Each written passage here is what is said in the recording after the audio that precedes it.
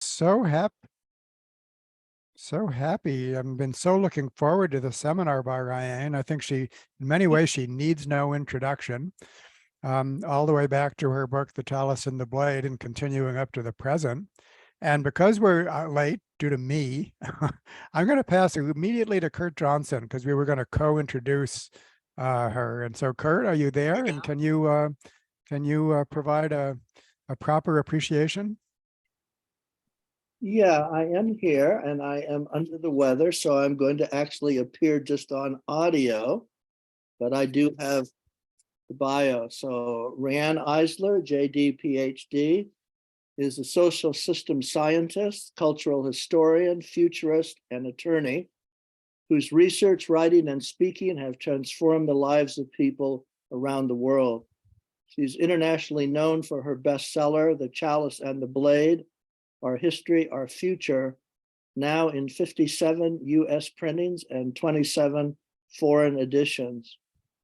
Her newest work, Nurturing Our Humanity, How Domination and Partnership Shape Our Brains, Lives, and Future, co-authored with anthropologist Douglas Fry of Oxford University from Oxford University Press 2019, shows how to construct a more equitable, sustainable, and less violent world based on partnership rather than domination. Dr. Eisler pioneered the extension of human rights theory and action to the majority of humanity, women and children. Eisler is the recipient of the Distinguished Peace Leadership Award given earlier by the Dalai Lama and other international and national awards for her groundbreaking contributions as a system scientist. She is president of the Center for Partnership Systems, dedicated to research and education, and editor-in-chief of the Interdisciplinary Journal of Partnership Studies, an online peer-reviewed journal at the University of Minnesota that was inspired by her work.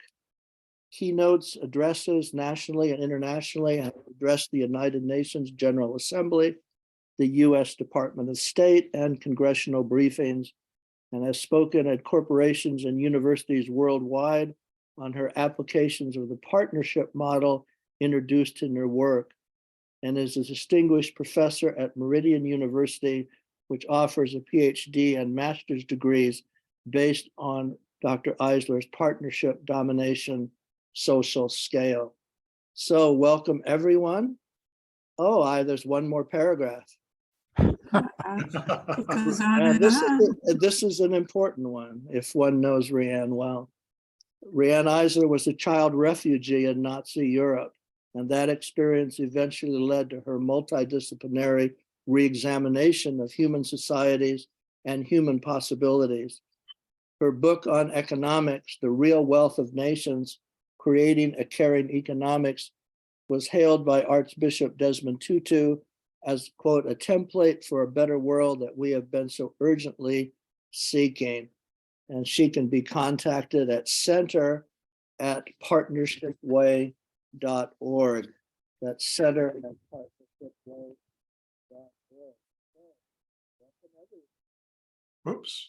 Whoops, I think that Kurt has just faded. Faded into the background.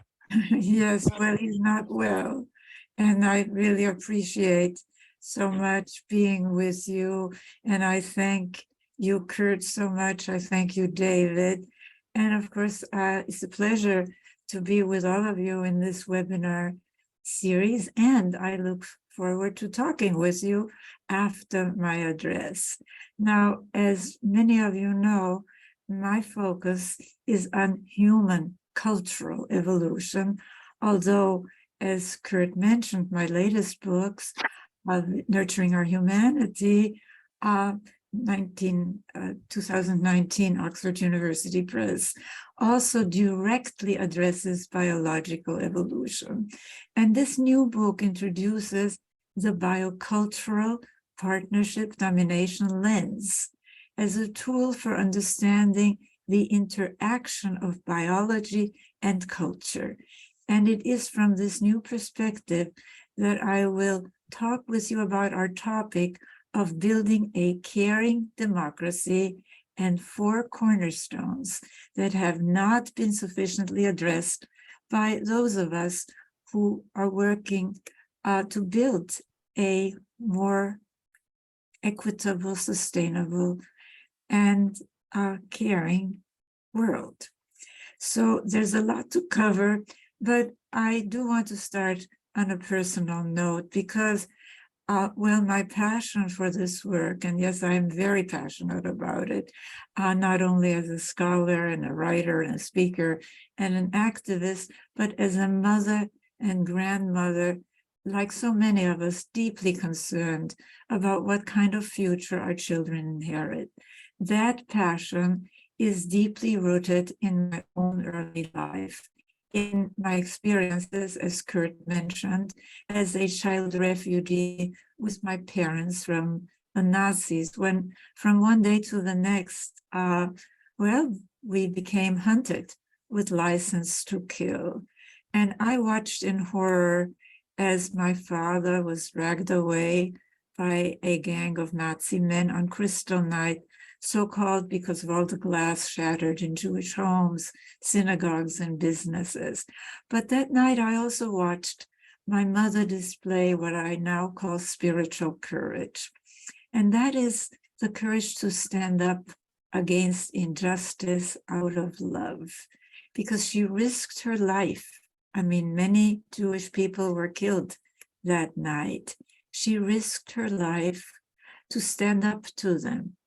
And by a miracle, and of course some money did pass hands, she obtained my father's release.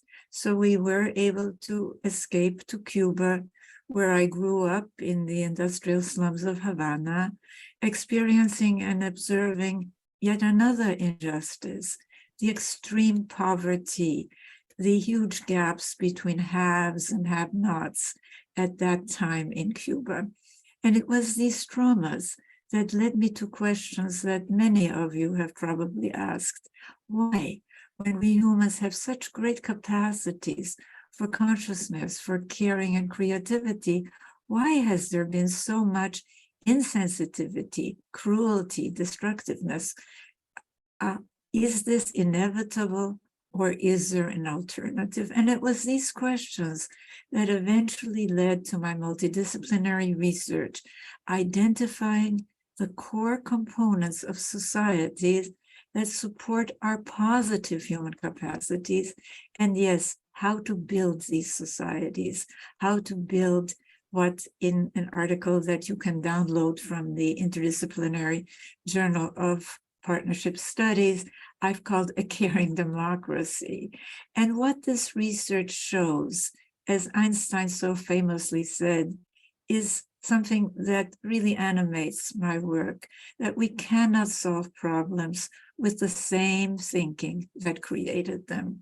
So I am going to invite you to, yes, to go beyond your comfort zones, beyond the old ways of thinking that we've inherited, and join me in looking at our past, at our biological and cultural evolution, as well as our present and the possibilities for our future through this new analytical tool, this whole systems analytical tool of the biocultural partnership domination lens. Because what happened as I embarked on my multidisciplinary, trans-historical, cross-cultural analysis of human societies, it became very clear to me that I could not even begin to answer the questions of what kind of society will support rather than inhibit our enormous human capacities for consciousness, for caring, for creativity, rather than, because obviously we also have these, for insensitivity, cruelty, and destructiveness. It became very clear that I could not answer these questions looking at human societies through the old lenses of conventional social categories, the categories we've inherited, such as right-left, religious-secular, Eastern-Western, Northern-Southern, capitalist-socialist. For one thing, if you really think about it, there have been repressive, regressive, violent societies in every one of these categories. So really none of them tells us what we have to build if we are to move to a more caring, equitable, and sustainable world. Not only that, these categories literally fragment our consciousness. None of them look at the whole of a society, only specific aspects of one, and all of them either marginalize or just ignore nothing less than the majority of humanity, women and children. So going past these categories was really the first step of the new method of analysis that I developed, the study of relational dynamics. The study of relational dynamics is a whole systems approach that spans over 30 years of multidisciplinary study that draws from fields ranging from sociology, anthropology, history, archaeology, economics, linguistics, political science, biology, neuroscience, the study of folklore and myths, all the way to systems theory, chaos theory, and nonlinear dynamics. And it really differs in very substantive ways from earlier studies. And one crucial difference is that it draws from a much larger holistic database, both cross-culturally and transhistorically. A database that includes the whole of our history, including that long stretch of time we call prehistory, the work, the whole of humanity, both its female and male forms and everyone in between, and the whole of our relations, including our family and other intimate relations, where neuroscience shows children first learn what is considered normal and even moral. And this approach made it possible to see patterns, connections that were not visible, looking at a more incomplete and fragmented picture of human cultural evolution. One thing it made it possible to see is something that seems obvious once it's articulated, that the virtual omission of the majority of humanity, women and children, from the study of human society, that it not only resulted in an incomplete picture, that it made it impossible to see configurations or connections that, yes, that transcend conventional systems of classification based on such factors as time, place, economics, ideology, cultural or technological complexity, and so forth. There were no names to describe these configurations, so I called them the partnership model or system and the dominator or domination model or systems. And I also developed, because it's always a matter of degree, the partnership domination social scale.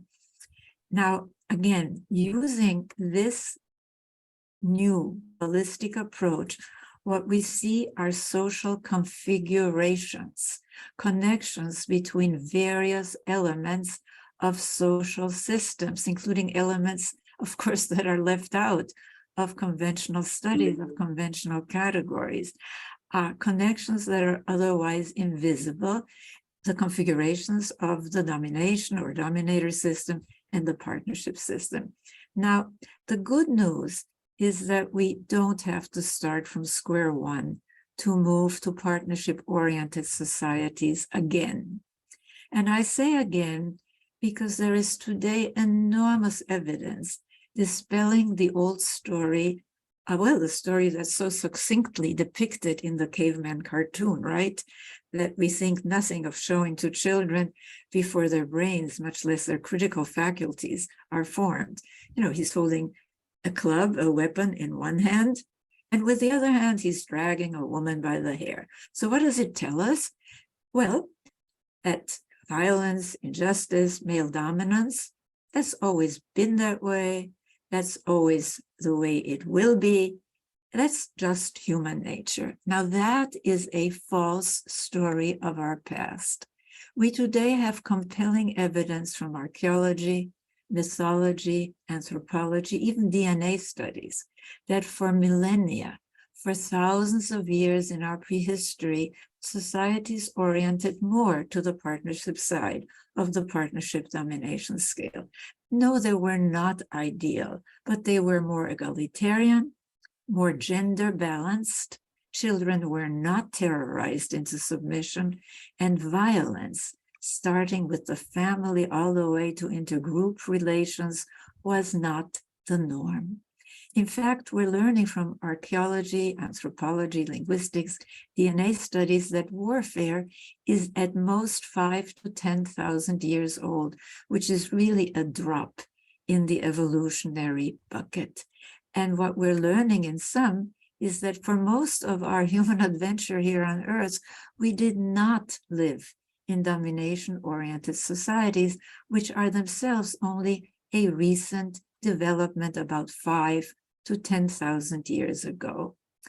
And everything is different if we really use the partnership, domination, biocultural lens as an analytical tool. For example, if we look at recorded history through this lens, and as I said, it's always a matter of degree, we see that modern history is not just, as we're taught in our schools, this random collection of events.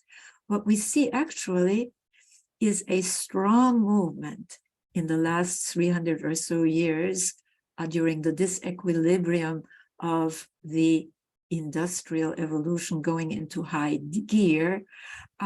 We see a strong movement towards partnership systems of belief and structures, countered, of course, by enormous domination resistance and punctured by periodic regressions to more rigid domination beliefs and institutions. All my books, The Chalice and the Blade, which, as you heard, looks at prehistory, history, and our future from this perspective, The Real Wealth of Nations, which Kurt also mentioned, looks at economics using this lens and proposes that we have to really go beyond both, well, we need both markets and government, but what we really need is a caring economics of partnerism, all the way to nurturing our humanity, as well as, by the way, the Interdisciplinary Journal of Partnership Studies, which I'm editor-in-chief of, as well as hundreds of articles, book chapters, and keynotes draw from this research. Now, what we really need to understand is the interconnection between genes and culture, and specifically how our cultures and subcultures have very different effects on how we think, feel, and act, including how we vote, and how people growing up in cultures or subcultures that orient closely to the domination side of the scale. As we see today in the United States, they tend to vote for strong man leaders, well, like Trump, or in Russia, like Putin, be very prone to denial, be it of climate change denial, election result denial, or COVID-19 denial. And all this is based on findings from both the social and biological sciences, including, of course, neuroscience. But I want to continue with modern history, because by using these new categories, by using the partnership biocultural lens, describing core configurations of either the partnership or the domination system, what we see is what I mentioned, that all the progressive social movements, the modern progressive social movements, have actually challenged the same thing. They've all challenged a tradition of domination. Think about it. The Enlightenment challenged the so-called divinely ordained right of kings to rule their, quote, subjects. The abolitionist, civil rights, Black Rights Matters movement Well, they challenged another so-called divinely ordained right, the right of a, quote, superior race to rule inferior ones. The feminist and later the women's rights, women's liberation, etc. movements challenged, again, the so-called divinely ordained right, rule of men over women and children, all the way to the environmental movement, challenging another tradition of domination, our once idealized conquest and domination of nature. However, and this is really vital, if we look more closely, we see that these movements have primarily focused their resources, their energy, their organizing, their policies that they've proposed on dismantling the top of the domination pyramid, politics and economics as conventionally defined. So what happened is that this left in place the foundations on which the domination pyramid keeps rebuilding itself in regression after regression, whether it's Western, secular, and rightist, like Nazi Germany, or Western, like Stalin's former Soviet Union, or religious, like so-called fundamentalism, which is really about top-down control, isn't it? In both the family and the state or tribe. It can be Putin's Russia. It can be Eastern, like Khomeini's Iran, like the Taliban, or the rightist fundamentalist alliance in the United States, East, West, because what is this really about? It's about domination fundamentalism, top-down rule, holy wars, violence, and yes, male dominance in both the family and the state or tribe. So what we urgently need now and really have to pay special attention to, if we are to prevent further regressions and maintain our progress toward partnership. And yes, there is progress, because look, I sometimes say it as a joke that when I get really depressed, I think of the European Middle Ages, you know, the Inquisition, the Crusades, the witch burnings. I mean, we'd all be dead, wouldn't we? Just for having a discussion like this one. But unless we shift the foundations, and I'll get to that in a minute, from domination to partnership, we are going to continue to have regressions with all the suffering and the horror that they bring. And this takes me to what I want to use the rest of our time together to discuss. These foundations, focusing on 4 cornerstones. We must shift from domination to partnership so that we finally have the foundations, solid foundations, to support a more equitable, caring, and less violent system. And as you will see, these foundations are quite different from what the mainstream conversation, as well as the academic conversation, has been about, at least until now. So that's why the subtitle of my talk is 4 Cornerstones.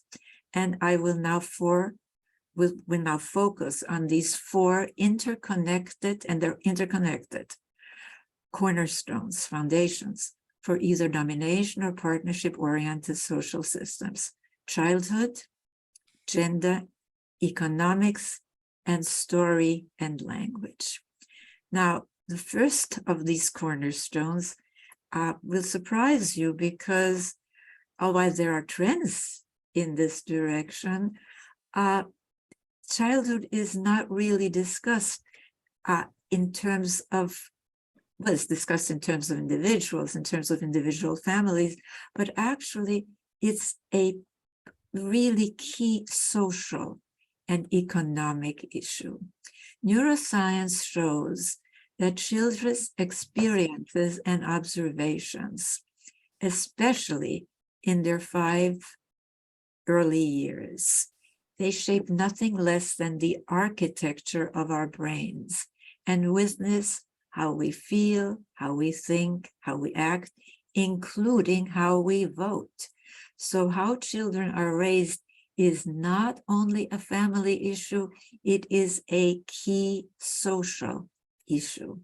And I want to emphasize this, as Nurturing Our Humanity extensively documents, there is a growing recognition that the issue is not genes, but gene expression, and that this is an interactive process of the genes we carry. And yes, they're important with what children observe and experience. So what are we back to? We're back to, again, to our social institutions, our family, our education, our religion, our politics, our economics, back to culture. And yes, we're back to cultural norms, to cultural institutions, starting with families, to moving parenting and caregiving from the domination systems, connection, confluence of caring with control. I mean, think about that, with punitiveness, with authoritarianism, and prepare people. What does this really do? I mean, think about it for a moment. Just stepping back, it is essential to prepare people to fit into domination systems. And instead, I'm so sorry, I forgot to turn off my cell phone. Where were we? All right. So if we really look at child care at parenting in domination systems, regardless of the culture, time period, it's the confluence of caring with control, with punitiveness, with authoritarianism, because this is essential to prepare people to fit into domination systems. And yes, we're seeing it all around us. And we must show how important they are, not only for individual families and children, but for all of us, the trend towards what is being called authoritative, nonviolent parenting and caregiving, and the modeling.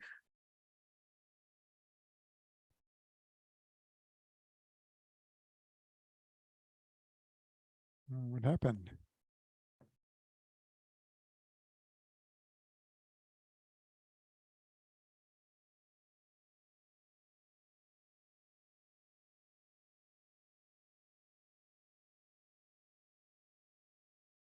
I think Riane dropped off for a moment. Let me check in. Okay. Yeah, she probably just has to get back on. Something maybe got unplugged. Boy, I believe she's re-entering. okay. I hope that I'm that sharp when I'm 91 years old.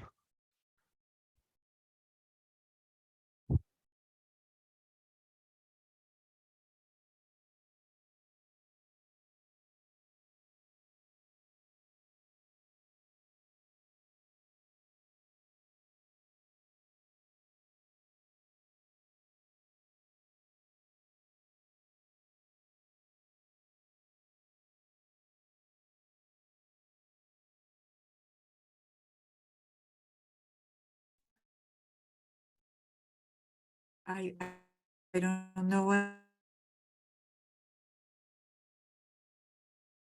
happened.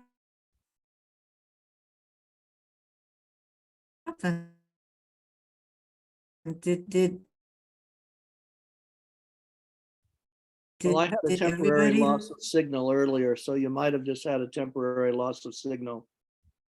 Oh, okay. Well, I'm glad that I'm back with you, and I'll continue. I was talking about the trends towards partnership parenting, partnership caregiving, towards authoritative, nonviolent parenting and caregiving, and the modeling of equality and caring for children in their families and their education. I mean, even the American Psychological Association declared that spanking is not only ineffective as a means of discipline, but that it is actually harmful, not only physically, but emotionally. And there's a lot of research about this today. But again, it's all focused on individual families, when in reality, like education, religion, politics, and economics, families are embedded in the larger social system. And yes, they are very different depending on the degree of orientation to either end of the partnership, domination, biocultural scale. Now, these connections are actually recognized by those pushing us back to more rigid domination systems of strongman rule, of violence. For example, Putin, a strongman ruler who launched his barbaric invasion of Ukraine. In 2018, he substantially reduced the penalty for family violence. So today, the law says that the penalty, the punishment for this violence in families, if you kill or hurt a child, a woman, or a man, or a boy, that is much less than for hurting or killing a stranger. Now, why? Because the link between an authoritarian, male-dominated, punitive family and an authoritarian, male-dominated, violent, punitive state is so really strong. And this takes us to the second cornerstone, gender. The common belief is still that gender roles and relations are secondary. And we've all been socialized that way, through our higher education, but it's in the air we breathe. Again, in fact, gender roles and relations are central social and economic issues.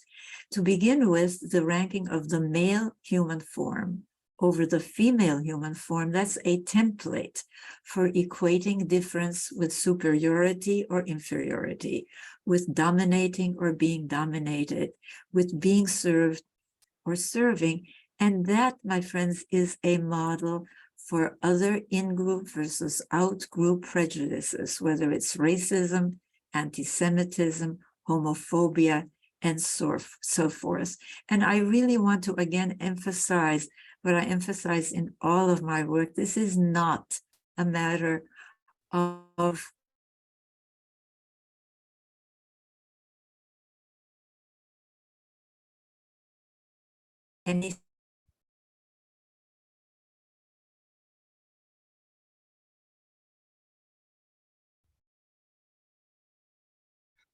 anything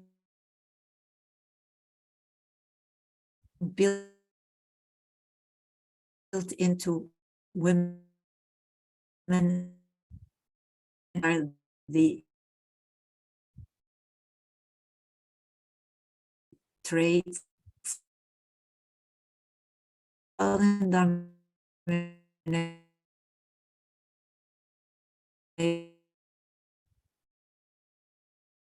Wow, that's too bad.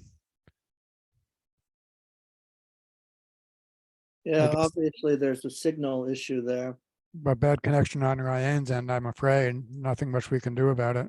Well, when she comes back on, we should recommend she turns off her camera so that we Yeah. can at least hear her. Yeah. And ask her to back up to when she started to talk about the difference between gender and quote unquote gender. Yeah. Yeah.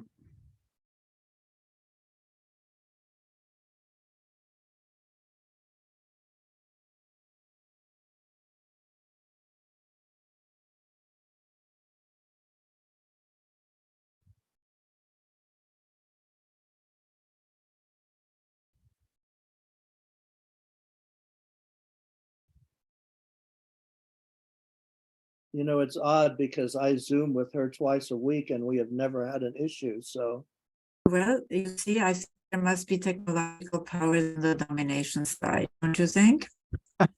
Ryan, is there anyone else in your home using the internet? Not that I know of. I Okay. hope not. My God, that We- would be bad news. But well, all right. I am back, my friends. We were thinking, Ryan, that maybe if you turned your image off, which is unfortunate, that we might be able to get the sound better. I will turn off the image. Have you been having trouble hearing the sound? We have, and we want you to back up. We want you to back up to, where do we want you to back up to, Kurt? Differentiating between gender and quote. The what? When I you can't hear you. Oh, the gender stereotypes? gender I and can, can you talk closer to your mic, please? yeah, so back when you started to differentiate between gender and, let's say, quote unquote gender, that's when we lost you. We lost your sound. All right. Well, I think I started to say that I want to emphasize that this is not a matter of anything inherent in women and men, much less anything about women against men or men against women, but that it's a matter of gender stereotypes that equate real masculinity with not being like a woman. And of course, caring, caregiving, nonviolence. These are the values, the traits, the activities that are in domination systems considered fit only for, quote, inferior women or sissies and not for real men. Now, again, this connection of rigid male dominance with domination systems and being a template for equating difference with superiority or inferiority, dominating or being dominated, and thus also with in-group versus out-group thinking, action, and policies is clearly visible in regressive and violent regimes, whether you're talking about Nazi Germany, whether you're talking about the former USSR of Stalin, whether you're talking about the Taliban, whether you're talking about Khomeini's Iran, or whether you're talking about the Western so-called rightist fundamentalist alliance. Because in all of these, think about it, a top priority, I mean, they're called conservative, but that's really not what they are at all. They have as a top priority subordinating women along with other outgroups, from Jews to immigrants to people of different colors or sexual orientation, as we see today in the United States, all the way to Shia versus Sunni, or Sunni versus Shia in the Middle East, and so forth. So we really have to look at societies through another lens. And this is why I've invited you to leave your comfort zones. Now, as I mentioned, a key dynamic directly related to domination, gender roles, and relations is that traits and activities that in domination systems are associated with real masculinity, such as conquest and domination, that they're ranked over those stereotypically associated with femininity, such as caring, caregiving, and nonviolence. And think about it. More partnership-oriented nations, such as Finland, Norway, Sweden, Denmark, they have caring policies. They have universal health care, high-quality, accessible childcare, generous paid parental leave. And yes, they have support for a carbon-free natural environment. And again, not coincidentally, these nations have more gender equity in both the family and the states. And in these nations, which regularly are in the top ranks of the World Happiness Reports, about half of the national legislature is composed of women who are socialized. I mean, there are women like Margaret Thatcher, for example, who show every inch of the way that they do not embrace these values, but as a group, women are socialized for relations, for caring, for caregiving. And that illustrates another systems dynamic. In these nations, men as well as women have voted overwhelmingly for these caring policies. So this is a very important systems dynamic, which you don't see unless you really use the systems approach, which is as the status of women rises, so also does the value of traits and activities that in domination systems are relegated to women, as does the number of men engaging in these essentially feminine activities, as we're beginning to see in a substantial percentage of the US male population who are really doing fathering now, not as a disciplinarian or as a only as a breadwinner, but in the way that was really considered to be mothering, didn't it? And these are not socialist societies. I really cannot emphasize this enough. They are more partnership and therefore more caring societies, which takes me to economics. And we're going over my time, but we had so many interruptions that I will ask you to bear with me. No problem, Ryan. You take all the time you want. Well, look, if you look at economics, what you really have to look at is that we are really using as operating systems, that this conversation, the dialogue, the debate between capitalism or socialism is again another distraction, because both these systems, these operating economic systems, are systems that fail to adequately value and reward the work of caring for people, starting at birth, and caring for nature in ways that put food on the table and a roof over people's heads. And this historically is documented in my work, especially in The Real Wealth of Nations, but in other books. Look, capitalism and socialism came out of early industrial times, the 1700s, the 1800s, and we're now in the 21st century post-industrial knowledge service age. So, but these are not just antiquated,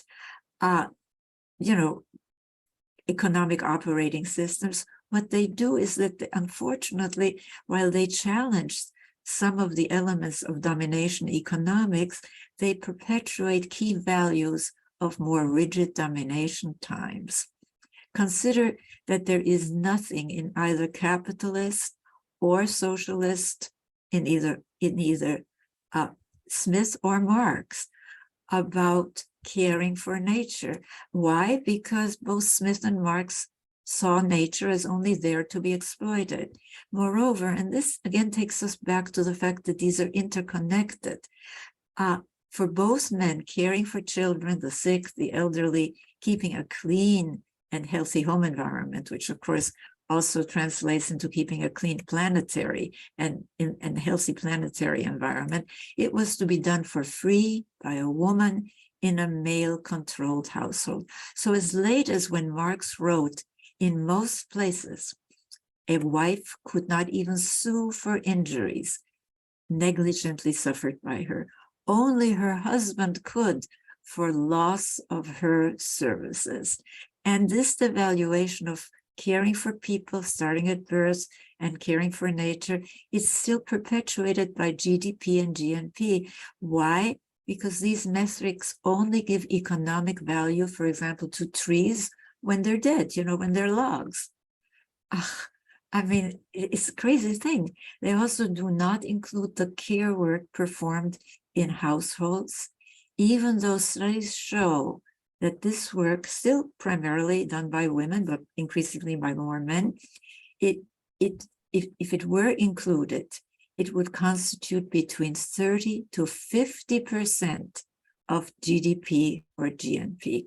So obviously we need a new caring economics of partnerism, and we need new metrics that show the enormous economic value of caring for people starting at birth. And we at the Center for Partnership Systems are in the process of developing new social wealth indicators. And if you're interested in that, and if you want to support this work, which I urge you to do, please go to centerforpartnership.org. Now, the fourth cornerstone is story and language. Domination systems, imposition, and maintenance requires false stories about reality. Normative stories, whether they're original sin, whether they're selfish genes, I mean, what do they really tell us? They tell us that we are bad, right? They present violence and domination as normal, as inevitable, despite all the evidence from neuroscience to the contrary, like studies showing that the so-called pleasure centers of our brains actually light up more when we care and share than when we win and dominate. But these stories maintain domination systems and make it seem our only alternative. And we're taught false stories about our past that ignore the powerful evidence from archaeology, mythology, linguistics, DNA, about millennia of human cultural evolution before the shift to domination systems, about 5,000 or so, maybe 10,000 in some places. And it's up to every one of us to change this. So we need also new language, such as the partnership system, the domination system, such as hierarchies of domination or hierarchies of actualization.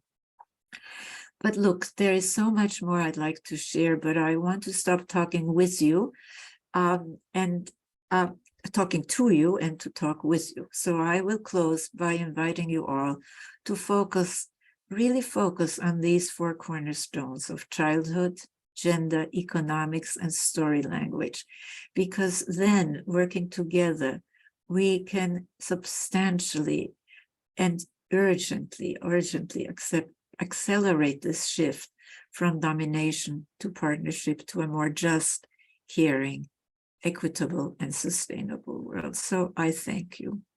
And maybe I can come back.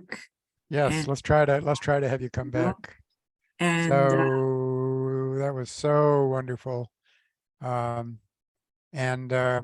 If we could have hand raises, that if you want to ask a question, just raise your virtual hand and that will automatically set up a queue.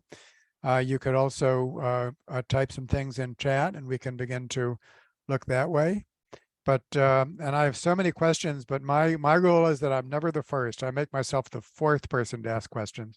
And so I see a hand raised, Mr. Johnson, but please raise your virtual hand. So now we're doing that, but okay, here we go. So Mr. Johnson, Michael Johnson. Yes, thank you very much for your wonderful presentation. I was wondering if you've had a chance to connect with this very recent work by David Wingrove and David Graeber, where they take a look at the stories that were created in Western European with Rousseau and Hobbes, and how it is totally out of line with an enormous amount of discovery in archaeology and over the past 30 or 40 years, and that the Rousseau and Hobbes story is basically the domination story. And there is so much evidence showing up 9, 10, 15,000 years ago about partnership or equality. yes, I am familiar with it. And it is, of course, a sign of movement towards partnership that a few books are coming out, including mine, of course, which really document this in detail. But the problem is that there are so many books telling the old story, not to speak of the fact that our educational system, well, I mean, it's a mess. It's very siloed. It has a dominator structure. What can I say? So that's why I talk to groups such as this, because I think that is our voices and our connections and our sphere of influence that is so urgently needed now to really bring this evidence out. Because the importance of our past is not to go back to any so-called good old days, but to understand the pattern, the configuration, that is the partnership configuration, and how we are ignoring it still so much in the present, both media and academic conversation, and we have to change this. So thank you so much, Michael. Yes. Okay, Daniel Kim. Thank you. I actually just typed in my question into the chat. I don't know if that works, or I can just go ahead and read it if that's Oh, better. please speak it. I think it would be good to read it or speak it, but Oh, okay. So just very quickly, I greatly enjoyed the talk today. Thank you so much. And as I was listening, I felt like there was a fair amount of potential overlap between what you were discussing today with certain themes and threads in anarchist philosophy, particularly with regards to dismantling systems of domination, like at their very roots, not just on a superficial level. So my question is, do you feel that there's some things that we could potentially learn and take away from anarchist models of non-hierarchical decision-making and group organizing? Well, yes, there is, but I do make a distinction between, see, the partnership model is not completely flat. It can be completely flat, but consensus is a dangerous thing, I think, because the person who holds up the consensus can really be the dominator and hold up any action forever. But I agree with you, and I think, for example, Kropotkin wrote about mutual aid. He wrote a whole book called Mutual Aid. And of course, Darwin, the story of Darwin is so misinterpreted. My late husband, David Loy, and I really, really strongly recommend his work, is a fundamental reinterpretation of Darwin in one of his books, Darwin's Lost Theory. He shows that in Descent of Man, which is the book on human evolution, Darwin really starts talking about cultural evolution as being key if we are to understand humanity. And he talks about mutual aid. I mean, he talks about neutrality. He talks about the moral sense, which David Loy developed tremendously. In fact, the latest issue of the Interdisciplinary Journal of Partnership Studies, I want to call it to your attention because the latest issue has dual themes. One is honoring David Loy, and the other one is moral sensitivity. And they're, of course, two completely interconnected. But to get back to what you brought up, and I will try to make my next answer much shorter, I do know that in complex social systems, you do need some hierarchies. I mean, you need parenting. You know, you have alloparenting in very small gathering hunting communities. But you need parents, you need teachers, you need managers, you need leaders, but the way power is conceptualized, the way hierarchy is conceptualized, that's why I've introduced new terms. Hierarchies of domination, you know, the blade, right? The chalice and the blade, or the chalice, the power to give life, to nurture life, to illuminate life. They're very, very different, aren't they? And I'll stop. if I could just insert there quickly and mention Victor Turner, an anthropologist, in his book, The Ritual Process. I'm sure you're familiar with it, Riane. And he makes a key distinction between two terms, communitas and structure. Communitas is that spirit of community, which I think is close to your partnership model. Structure is the structure that's needed and actually to implement the spirit of community, and then ritual is what makes that connection. So it's a very important book written in the 1970s that I think is quite illustrative of this theme. Jeff.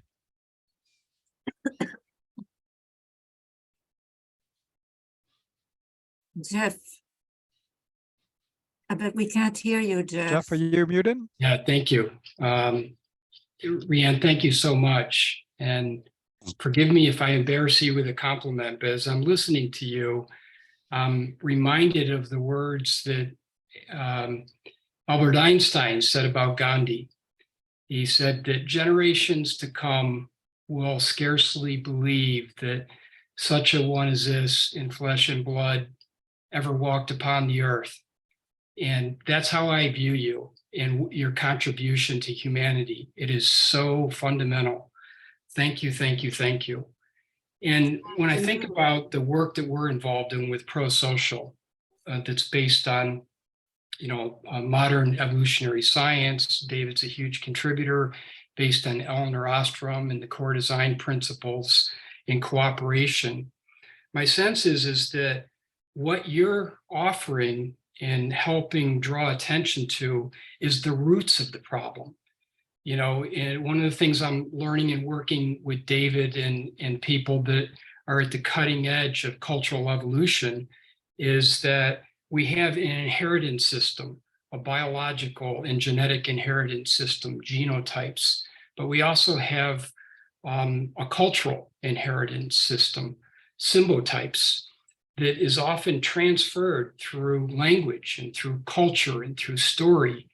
And that's what you're talking about. You're talking about this thing that is inherited from generation to generation that is informing us inappropriately of who we are and what we are and why we are. So I wanted to just have you say a few things about the work, the importance of this, making sure that we get to the roots of this. And in the Buddhist tradition, they talk about cutting off the roots of suffering.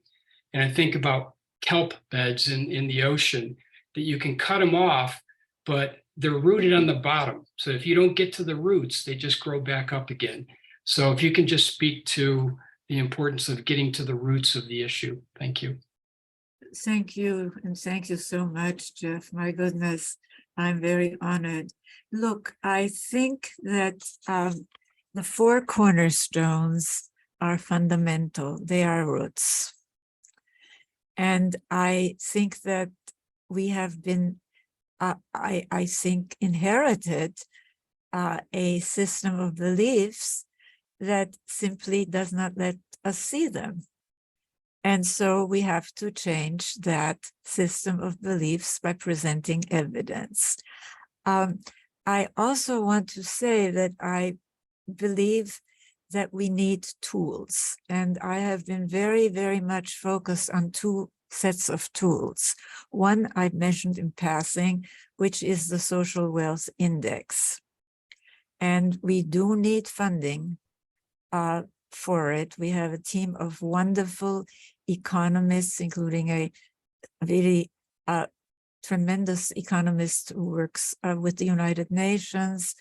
But we do need funding, and it's difficult with foundations because, again, they're so siloed, and they're also very short term in there. How many people have you fed, which is terribly important, but that's not going to change the system. It's going to perpetuate it, actually, to only focus on that. And we just launched, and I really want to bring this to all of your attention, a partnership technology toolkit. And that toolkit, I think, can be used not only for technologists, but for anybody who's developing any kind of program. And, as I've been reviewing it, I see that ever more clearly, because it is based on the 4 cornerstones. So please go to the centerforpartnership.org. If you can't find it, get in touch. I'll send you a copy. I'll send you the link. But it's very important that people use these tools, and we are looking for a group of technologists, but also organizations who want to use the toolkit. And we will offer consulting services to help people use it.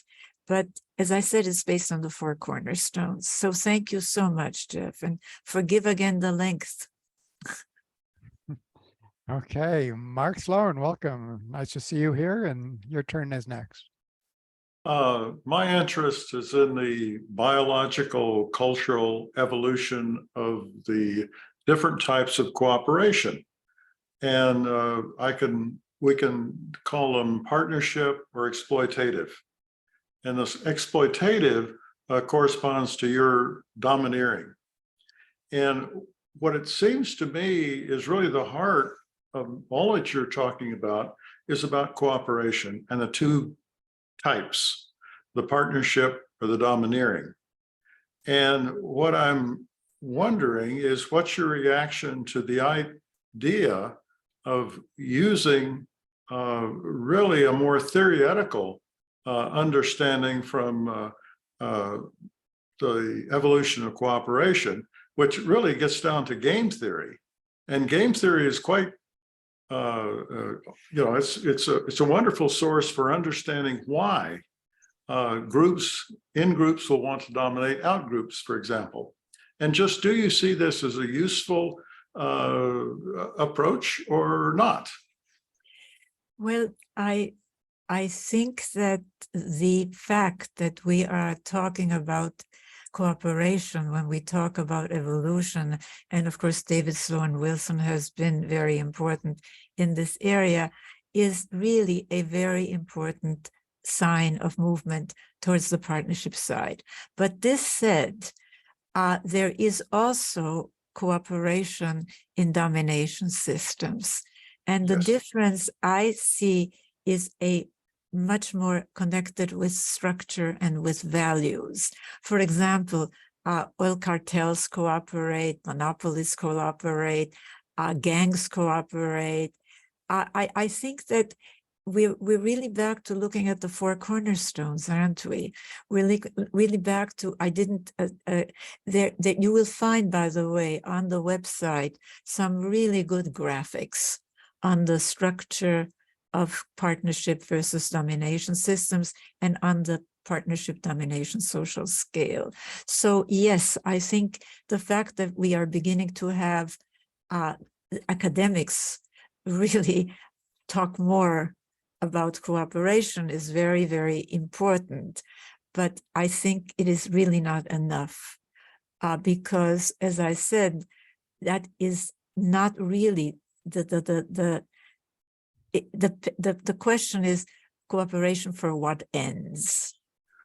Yes, and science is silent on what those ends are, but science is quite useful, I think.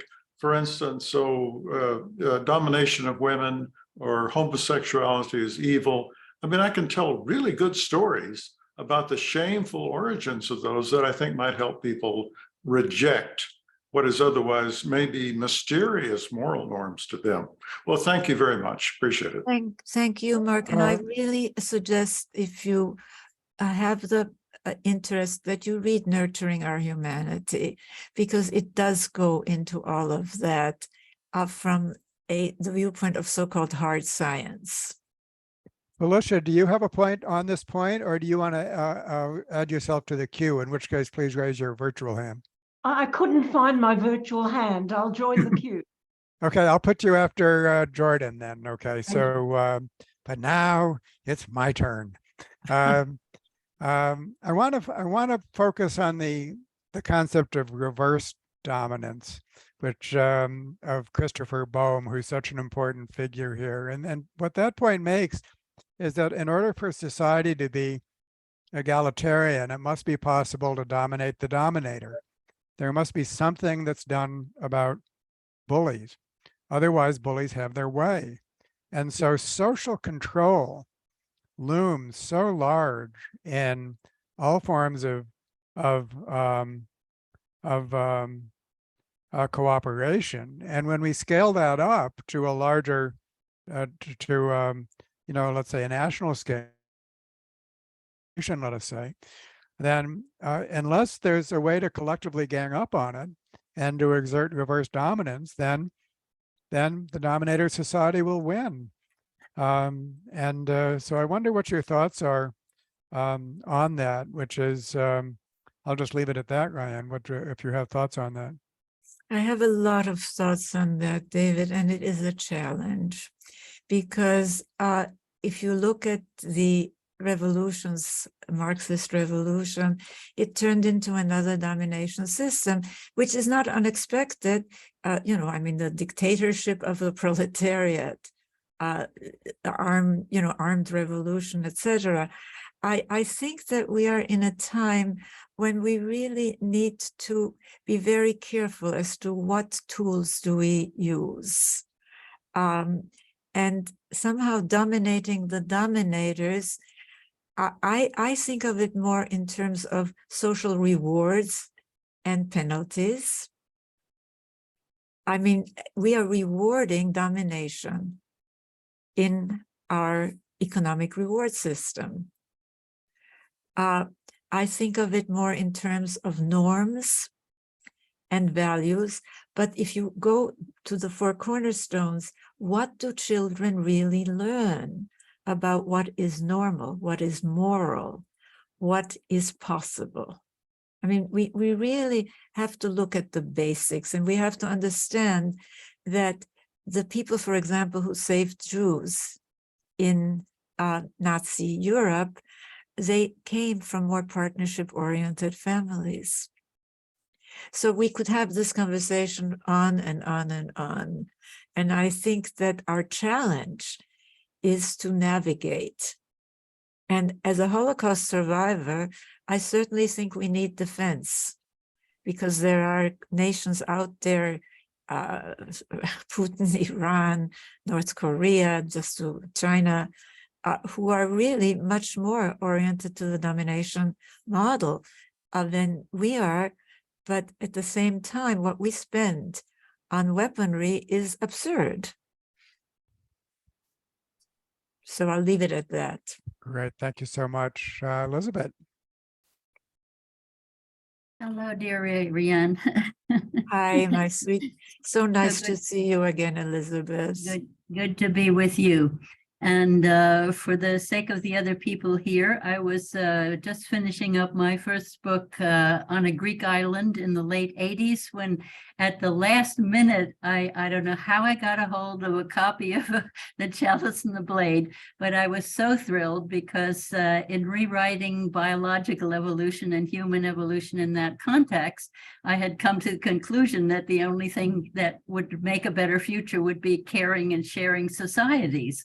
And so here you were, having already written a whole book on that and introducing me to Maria Giboutas. And I followed her work ever since as well. And I'm so happy today that you mentioned how long human evolution was about things much closer to partnership and caring, sharing societies, and that this whole empire building has been, the really horrible authoritarian hierarchies have only come in the past 10,000 years or so, is an important insight, I believe. And I'm always looking now for models of what the best human caring and sharing partnership societies are that we can point out to people to inspire them. So my question for you is whether you have some favorites of how these the right kind of partnership societies are being formed today. Well, I think that there are, as I mentioned, some of the Nordic societies have moved more to the partnership side. Also some indigenous societies. I mentioned the Minangkabau in Indonesia, an agrarian society. What's so very interesting to me, for example, I did a webinar recently with a woman called Lila June, and she is writing her thesis on North America, not Central or South American traditions, indigenous traditions, and they were partnership traditions. And there are traces of this, well, we call Mother Earth, right? I mean, where did that come from? Really, it came from the veneration not of the power to take life or to control life, but to give life, to nurture life.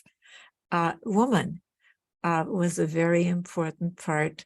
I mean, I remember how astonished I was to find a sacred image in Çatalhöyük of a woman giving birth. You know, I mean, giving birth, I mean, we're taught it's, you know, people, I mean, well, you know all of this.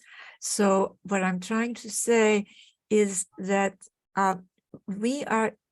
if we understand that the struggle for our future is really between movement towards partnership and dominator resistance, and if we focus on these four cornerstones, that is really the core of I think what we need to know.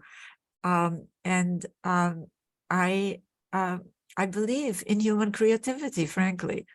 I mean, we created this mess, we can create a different kind of society. Great, thank you. Marge. Okay, thank you. I am wondering if you've considered the important role of our food production, our consumption with this whole domination model. I just think that food is such something that we all can identify with, that it would be sort of a way of convincing people to shift. If you talked about these issues in terms of food, what we eat. I know that in early civilizations, we did not eat, in partnership civilizations, we didn't eat as we do today. You know, I think that this is a very important thing. And what I would really encourage you is to use the partnership domination social scale in that conversation. Because, I mean, certainly the horror of colonialism and of convincing people to grow crops for export while the people in the land are starving. I mean, this is a result of domination economics, really, top-down economics. So yes, I think that if this is your area of expertise, whatever your area, whatever your network is, informing it with this, I think can make a huge difference. So thank you so much for your proposal. Okay, thank you. Oh, wonderful. Jordan, and then Felicia. Thank you, Riane, very much for your work. I'm excited to read your book. I'm really fascinated by your four cornerstones, and when you talked about the economics and the lack of incentives, economic incentives for the caring work, which is so vital to establishing partnership cultures. I really believe that, and I'm wondering, what are the practical, you know, are there communities or governments that are heading more radically in that direction? And I'm aware of things like paid family leave for fathers and mothers and things like that. But I'm wondering if there's more radical proposals towards incentivizing caring work. Well, I urge you, if you can, to read The Real Wealth of Nations, because it really concludes with what I call a caring revolution. But there are so many things. I mean, we're used to very short-term measures rather than long-term measures. I mean, and that doesn't make sense anymore when the long-term is really becoming the short-term, if you know what I mean. We're now in the post-industrial knowledge service era, and economists keep telling us that, oh, the most important capital is the so-called, what they like to call high quality human capital. Well, we know from neuroscience that one of the critical factors in whether we do or do not have these resilient, creative people who can do more than, you know, can work in team rather than just giving or taking orders, etc., is the quality of care and education children receive early on. But when Biden proposed that there be funding for paid parental leave, that there be funding for childcare, women and children were thrown under the bus in the so-called compromise. So I think that the social wealth economic indicators, which show the economic value of this work, especially in our post-industrial knowledge service era, is so essential. And I feel very frustrated, frankly, that we are stuck in its development. But it depends on all of you, how you raise your voices, how you change the conversation, because we are really talking about what we consider possible, what we consider normal. And a lot of what we consider normal is crazy. That is true. So Felicia, and then Kathleen.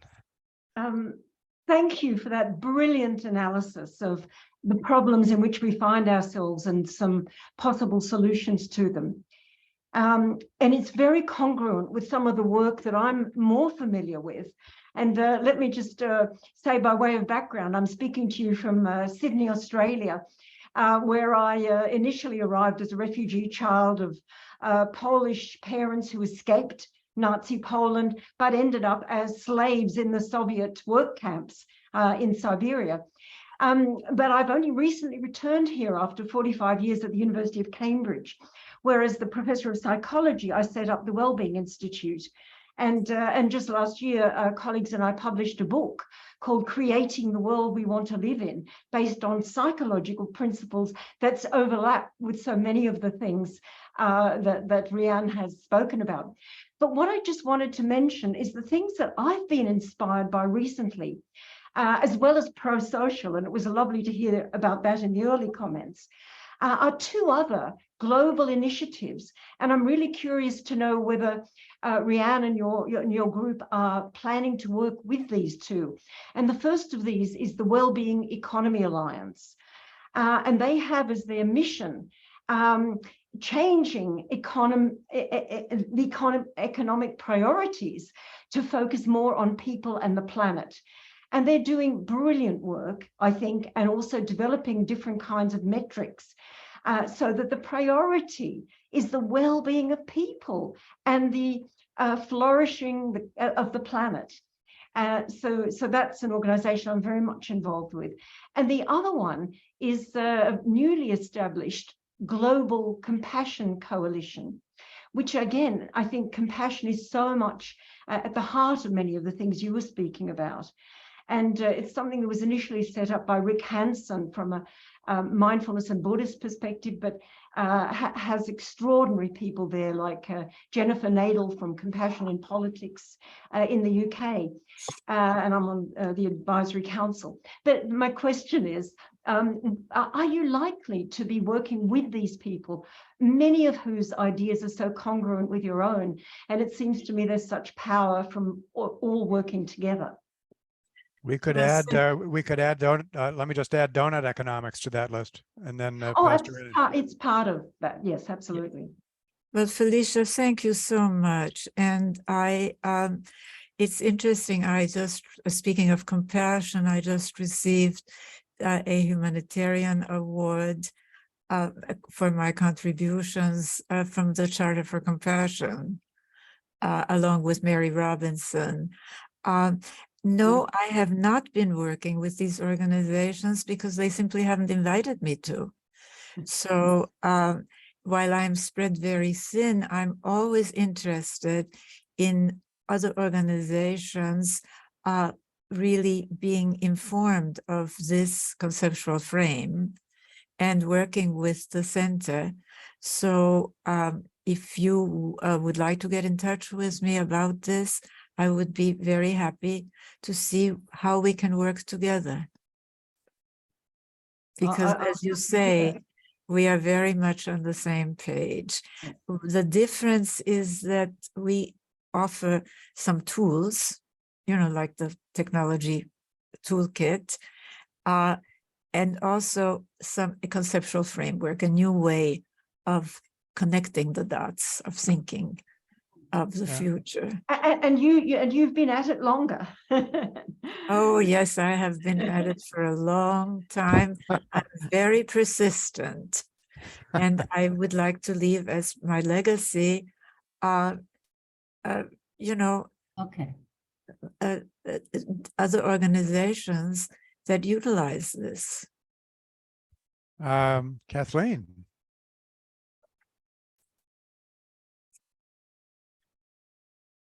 I'm looking for Kathleen. I don't see her. No, you're muted, Kathleen. Kathleen. Well-being economic. Now I just hear wanted you, to thank you. Kathleen. Just wanted to thank you, Riane, for your work and the contribution you have made, and your legacy will endure. David just actually preempted my comment. I was going to reference donut economics because I was thinking how beautifully the model that Kate Rayworth has developed really overlaps and taps into your 4 cornerstones. For those that are not familiar with it, it just represents a circular model for understanding the relationship between economics and human thriving. The inner circle, if you can imagine concentric rings, represents those peoples whose basic needs aren't met. The outer circle visually demonstrates the limits to the various elements that we need, and the planet and all life need to thrive. The health of the oceans, the soil, etc. And in between is the space where everyone's needs and that of the planet are met. And it is a model for articulating a philosophy of both economics, childcare, and stories and language that it just beautifully supports your work. And I just wanted to bring that up for those that are not familiar with it. Thank you. That's great. Thank Thank you, you. Kathleen. Thank you so much. Roger, I'll pass to you, and then I'll make the wrap-up comments, and so and that will finish us off. We can be just a few minutes late because we were a few minutes late getting started. So Roger, please. Thank you. Thank you for this. This has just been terrific. I'm hearing all of these wonderful connections and wondering if Riane or David or Paul, if there's a social systems map that is in the process for linking us all together, because there's so much overlap and there's so many possibilities for connection and reinforcing each other. Thank you. Thank you, Roger. First, Riane, would you like to reply to that, and then I will.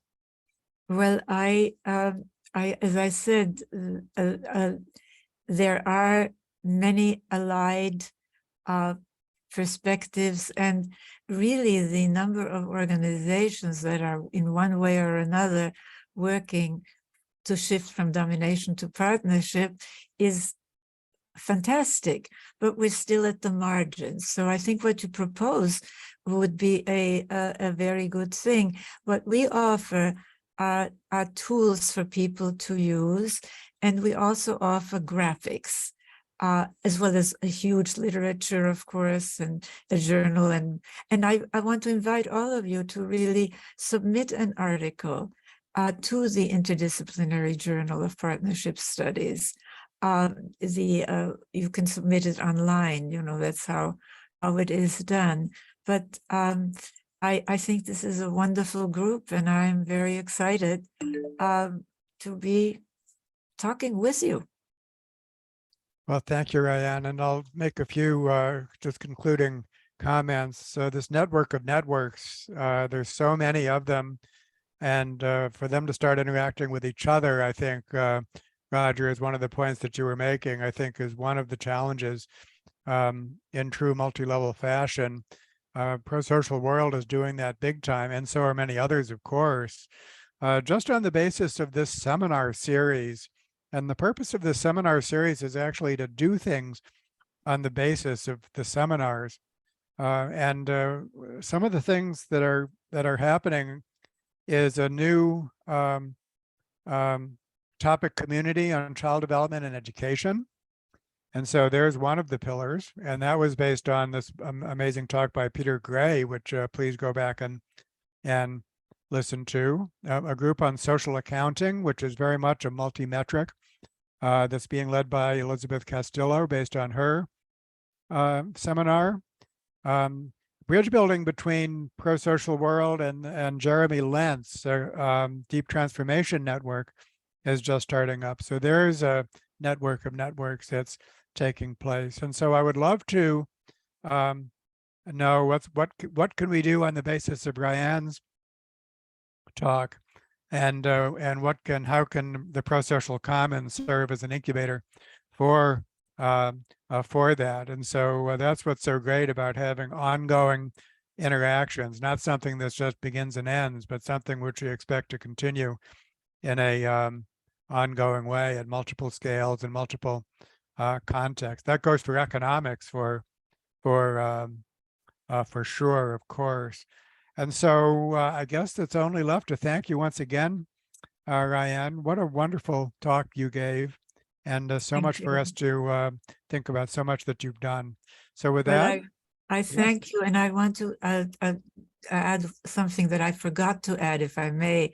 I will be teaching a course in partnership education through the Montessori Foundation, but it isn't just for Montessori educators, it's for any educator. So please stay tuned for that. And the other thing I want to add, if I may, it's Riane, not Rayanne. And okay. before you get it set in concrete, I thought I would say that, but I want to thank you again, David, for inviting me and for this opportunity. And I want to add that I would be happy to work with a group, be a consultant to a group that wants to form, as David suggested, to implement what we've been talking about. That's very generous. That's very generous. So one step, would be, we just started a book club, and I think your book, actually, Your No Book, is one of the books that we've suggested in the book club. And Good. so there's a start, is basically to have a group read your new book. Excellent. Thank you so much. Okay, everyone. Thank you. And until next time, next week is off, and then I don't even know what's 2 weeks hence, but it's going to be great. So thanks, Thank you, everyone. Riane. Thank you. Bye-bye.